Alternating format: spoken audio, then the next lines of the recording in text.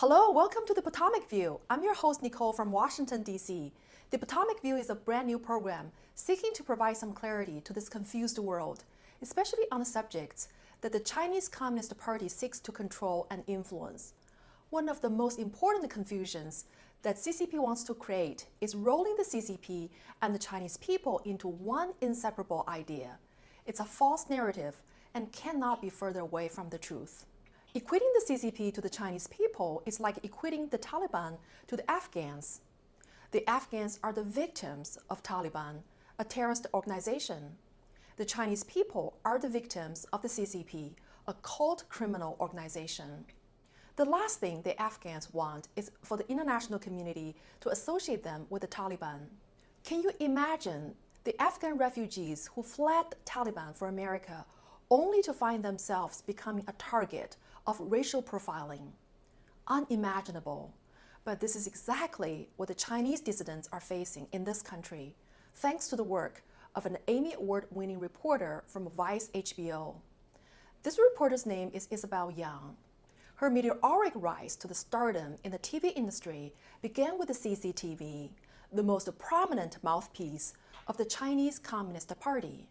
The CCTV reports directly to the CCP's propaganda department and is responsible for producing contents that incites hate and violence against the target groups in order to justify the whole of society approach to crackdown and suppression. We all know the role of propaganda in Nazi Germany's killing of 6 million European Jews in the Holocaust. Nazi propaganda shaped the German public's belief and attitudes toward Jews, incited hate and tolerance of violence against them, built the public apathy and acceptance of the persecution. In Nazi Germany's propaganda, Jews were often portrayed as engaged in the conspiracy to subvert the Western power.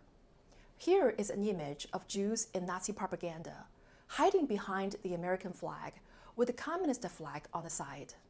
The caption reads, "Behind the enemy powers, the Jew." The stereotype image of Jews was the enemy of the West. They were excluded from the national community because they were considered a threat to society. Such a powerful propaganda turned countless ordinary German citizens into accomplices in the hate crime and mass murder of the 6 million European Jews. It's a history that should have never been allowed to repeat. But history is repeating right now, under our watch, right here in America. This time, the propaganda is produced by a British reporter employed by an American media. And their target is the Chinese dissidents who stood up to the world's most powerful dictatorship. In one of my previous episodes, I shared my personal experience with Vice reporter Isobel Yeung and a hate piece that she produced to slander Miles Guo, the most formidable enemy of the CCP. Yeung's work portrayed Miles Guo as a conspiracy theorist, spreading misinformation that led to tens of thousands of Chinese people gathering at the US Capitol to provoke violence and lawlessness. The hit piece also portrayed myself and many Chinese Americans as rioters who were engaged in a conspiracy, an assault of law and order, along with those who stormed the Capitol Hill on January 6, 2021. History repeats with a striking similarity. Racial profiling of the target group as engaged in a conspiracy to assault and subvert the Western society. Vice propaganda didn't stop here. Weeks after, on January 9, 2022, Vice released another video on YouTube titled, "Why Some Chinese Dissidents Love QAnon." It's a 7+ minute program dedicated to singling out the Chinese dissidents for the connection with QAnon that led to the January 6 riots at the US Capitol Hill. The program featured two female Chinese dissidents, Jane Jing and Wang Jing, a former Chinese journalist seeking asylum in the US. Isobel Yeung called them a paradox, in which people who fought for freedom and democracy in China are in America getting behind the movement that would seem to undermine the same ideas. What Isobel Yeung was emphasizing is that these two anti-CCP Chinese are undermining freedom and democracy in the US. The program also singled out two Chinese dissidents-founded media outlets, Newtown Dynasty NTD and the Epoch Times, and labeled them as spreaders of misinformation. In the video, the Epoch Times was labeled the web of lies spun around the CCP virus. NTD was labeled as a far-right media for covering the election fraud in 2020. Both media outlets are founded by the Falun Gong practitioners who have been persecuted by the CCP for over 2 decades.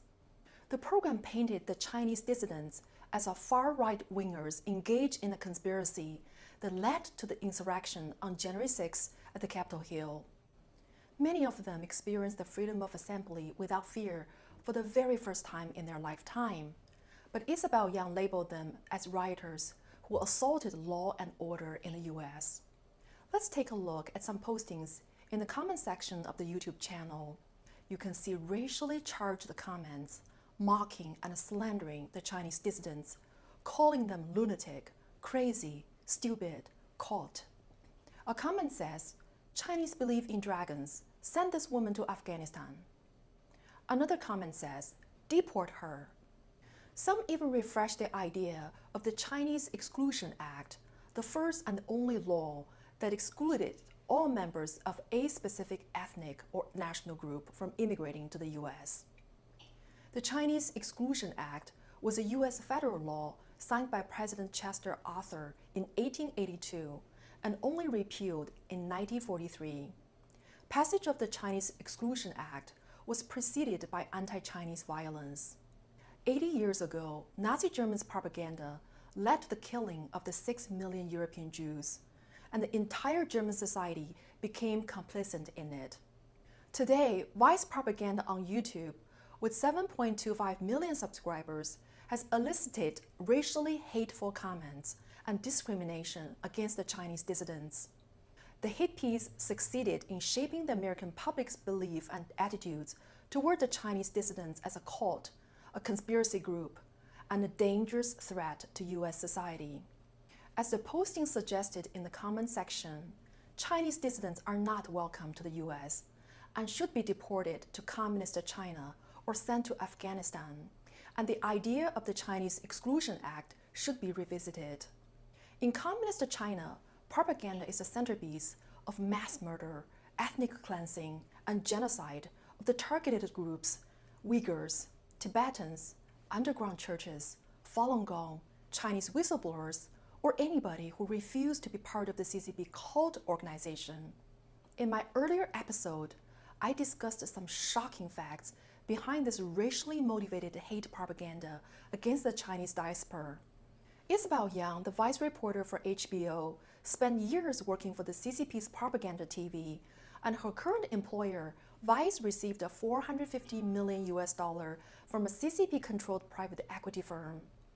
Money talks. The CCP knows how to bring American media to their knees.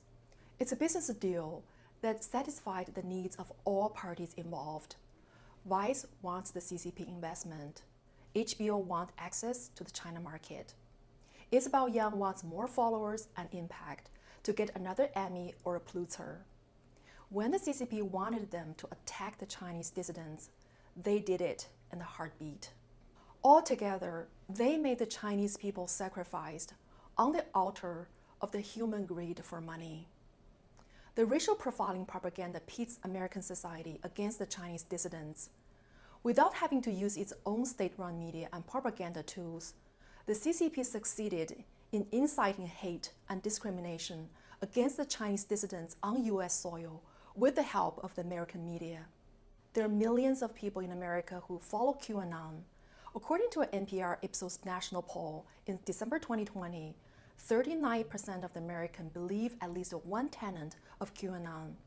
You can read about the details in the press release on Ipsos' website. This survey is based on the US nationally representative sample. Chinese Americans are about 1.1% of the total US population, according to the 2010 census. The Chinese dissidents will be even fewer. This is a very tiny group who had borne the brunt of the brutality and persecution by the world's most monstrous dictatorship. Among all people who subscribe themselves to QAnon beliefs, Vice Media singled out the most vulnerable and tiny group for racial profiling. Looking at the footage showing the violence at the Capitol Hill, I don't see a single Chinese person in it. of the more than 725 people reportedly in the media who had been charged for storming the Capitol building, I haven't seen a single Chinese person's name. Yet the video produced by Vice constantly placed the Chinese dissidents with the violence at the Capitol Hill. Nazi Germany's racial profiling created the stereotypes and images of the Jews for them to be ostracized and destroyed. The propaganda created a social climate of hate and public acceptance of the persecution of Jews. Ordinary German citizens were apathetic to the fate of the Jews because they were portrayed as the enemy to the Western allies. The West vowed never again to let such genocide to happen to the human race. Today, Vice Media's racial profiling puts tens of millions of Chinese lives in jeopardy. These Chinese dissidents are being associated with cult, conspiracy, and a threat to the Western society. They're being called all sorts of names and threatened to be deported to communist China or sent to Afghanistan. I'm appealing to all freedom-loving people in the West to take a stand and honor the promise of never again. The real Chinese dissidents are not the enemies of the West. They're your hardcore allies to defeat your most dangerous existential threat, the CCP. I am a Chinese dissident. I stand with the Chinese dissident. Thank you for watching. Please subscribe to our channel on GTV. We will see you next time.